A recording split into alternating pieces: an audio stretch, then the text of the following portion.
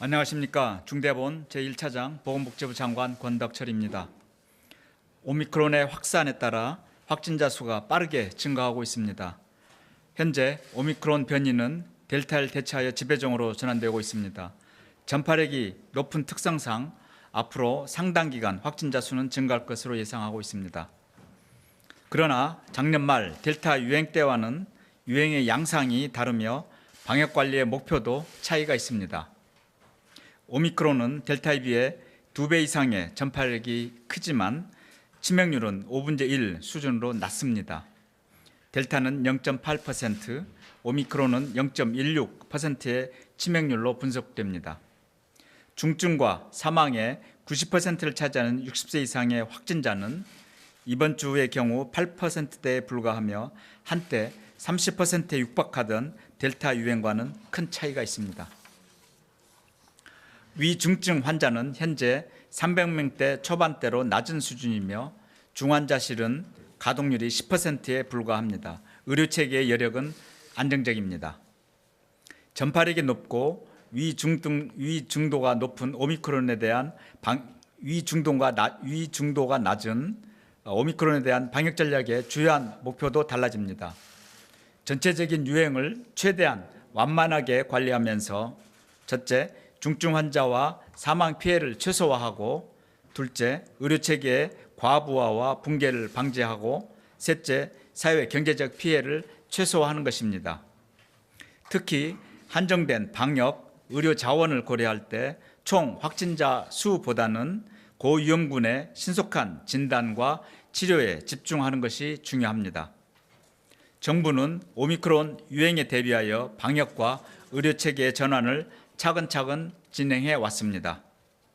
중증화, 사망 위험이 가장 높은 60세 이상 고령층의 3차 접종을 신속하게 진행하였고 지금은 일반 국민들의 3차 접종에 주력하고 있습니다. 무증증, 무증상 경증 환자의 급증에 대비하여 재택 치료를 확대하고 안착시켰습니다. 또한 먹는 치료제를 신속하게 도입하여 처방 대상과 공급기관을 확대하고 있습니다. 중환자 병상과 일반 병상 등 의료체계는 작년 11월 대비 2배가량 확충하였고 권역별 통합배정과 불필요한 장기 격리 관리 등 병상 운영도 효율화시켜둔 상태입니다. 확진자가 급증해도 사회 기능이 유지되도록 치료 격리 기간을 10일에서 7일로 단축하였습니다. 또한 접촉자 격리도 예방접종 완료자는 면제하고 미접종자는 7일로 단축하는 등 방역조치 조정을 실시하였습니다. 이제 마지막 남은 과제가 고위험군 중심으로 동네 병의원이 참여하는 검사와 치료체계로의 전환입니다. 2월 3일부터는 이러한 전환이 전국적으로 실시됩니다. 앞으로 검사는 고위험군에게 우선적으로 집중될 것입니다. 동네 병의원도 검사와 치료체계에 동참하게 됩니다.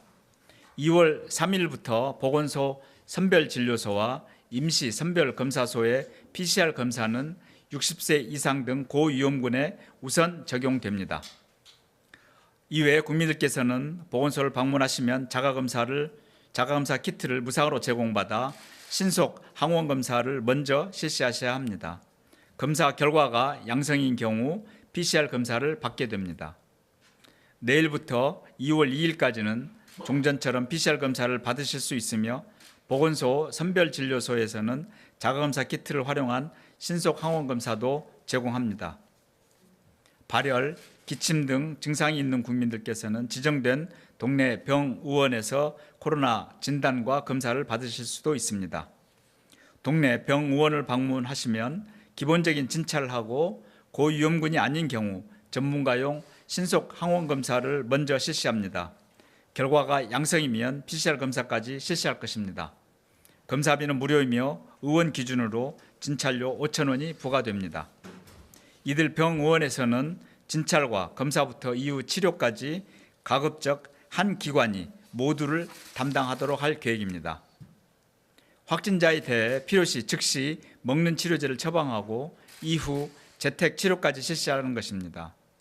호흡기 전담 클리닉 431개소와 지정 병의원이 최대한 이런 형태로 운영되도록 할 계획입니다. 보다 많은 병의원의 참여를 위해 위험도가 낮은 일반 관리군의 모니터링을 1일 1회로 조정을 합니다.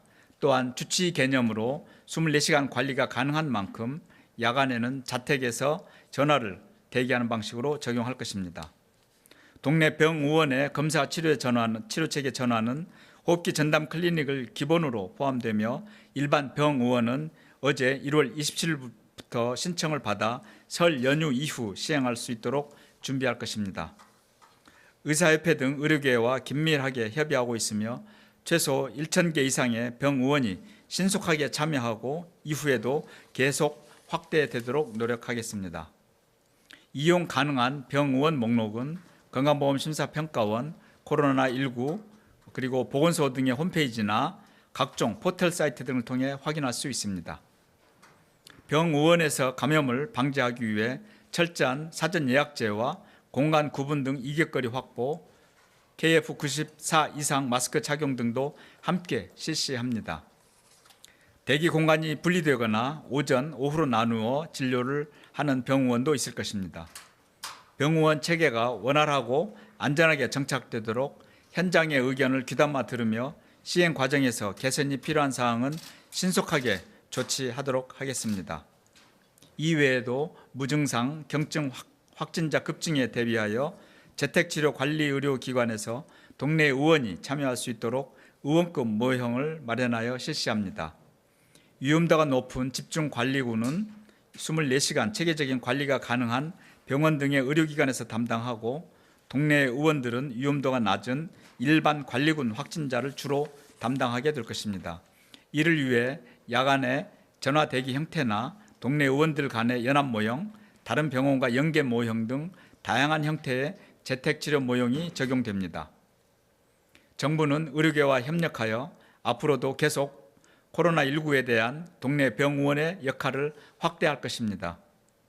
궁극적으로 별도의 특화된 의료체계가 아니라 일상적인 우리 의료체계 내에서 코로나19를 대응하도록 의료체계를 전환해 나가겠습니다.